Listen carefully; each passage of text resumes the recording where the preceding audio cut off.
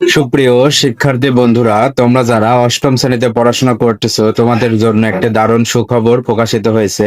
খবরটি হচ্ছে জুনিয়র বৃত্তি পরীক্ষা সংক্রান্ত। যারা অষ্টম শ্রেণীতে পড়াশোনা করতেছো 2025-এ, তো এবার বৃত্তি পরীক্ষা অনুষ্ঠিত হবে।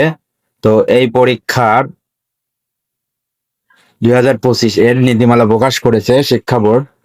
নীতিমালা অনুযায়ী জুনিয়র বৃত্তি পরীক্ষা কার্যক্রম গ্রহণ করার জন্য শিক্ষা প্রতিষ্ঠান প্রধান সহ সংশ্লিষ্ট সবাইকে নির্দেশ দেওয়া হয়েছে। বুধবার 3 সেপ্টেম্বর ঢাকা মাধ্যমিক ও উচ্চ মাধ্যমিক শিক্ষা বোর্ডের এক চিঠিতে এই তথ্য জানানো হয়েছে।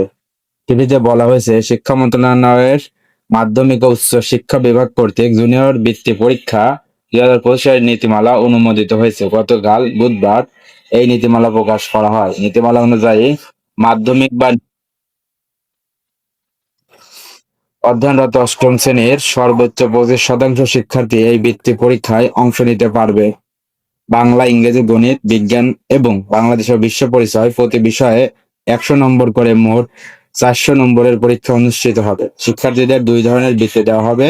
একটা হচ্ছে ট্যালেন্টফুল বৃত্তি আর 2 নম্বর হচ্ছে সাধারণ বৃত্তি। এই নোটিশটি পাওয়া যাবে ঢাকা এডুকেশন বোর্ড এর ওয়েবসাইটে।